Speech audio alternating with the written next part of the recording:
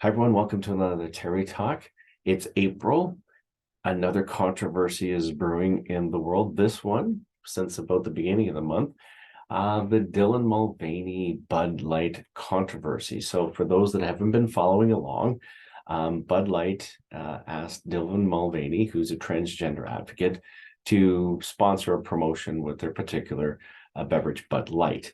Then all hell broke loose. Country stars started boycotting it. People were asking for people to stop buying it, boycott.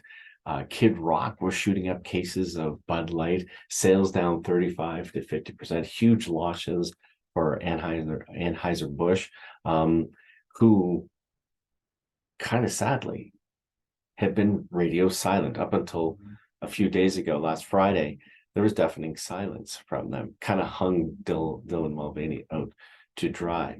Sadly, I think this kind of approach is not atypical, and it's one that is simply not working. Kind of a add diversity and stir and call me in the morning and all your problems will be solved. Business leaders and diversity advocates alike oftentimes, many times, are advocating a simplistic and, quite frankly, an unsubstantiated version of the business case for diversity, equity, and inclusion. Yes, there are lots of increasing numbers of underrepresented people in the workforce, but that doesn't automatically produce benefits.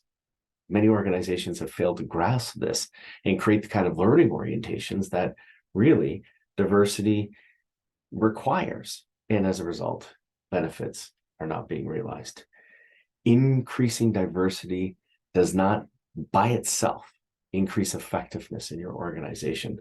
What matters is how the organization harnesses that diversity and whether or not there's a willingness to change the corporate culture and the power structures inside your organization.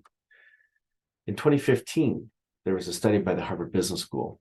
They went out and asked their alumni, and what do you think? 76% of those in senior executive positions from the Harvard Business School, graduates, believe that a more diverse workforce improves the organization's financial performance. This is the claim that's made consistently.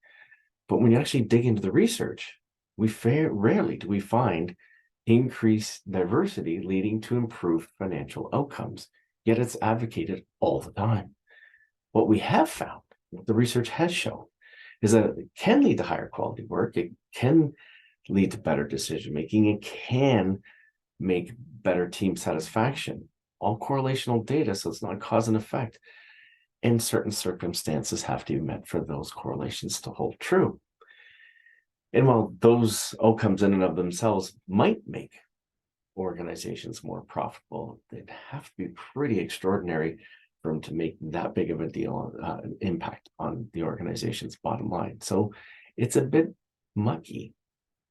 Another flaw in the business case for diversity is this notion that a diverse team will have richer discussions and better decision-making process simply because it's diverse.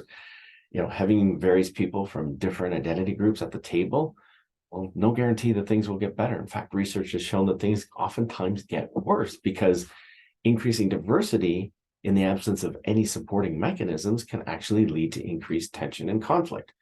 Now, under the right organizational conditions, though, we actually can turn cultural differences into assets for achieving organizational goals.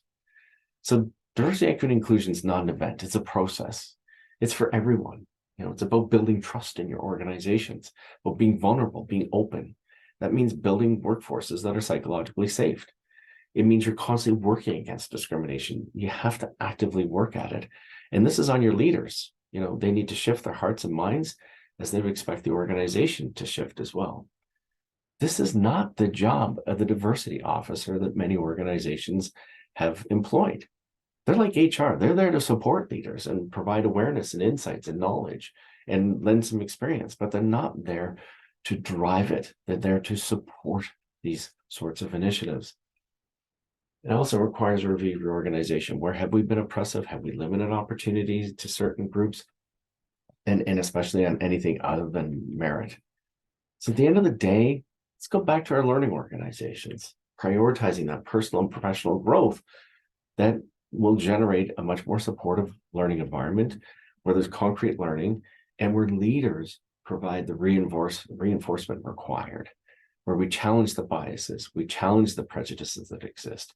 We talk about the unconscious bias. We look at structural inequities. We talk about stereotypes and what can be done about it. So again, let's not take the Bud Light approach where we sort of put it out there and hope that's going to solve everything and then remain silent. We got to continue dialogue about this. And remember, this is a journey.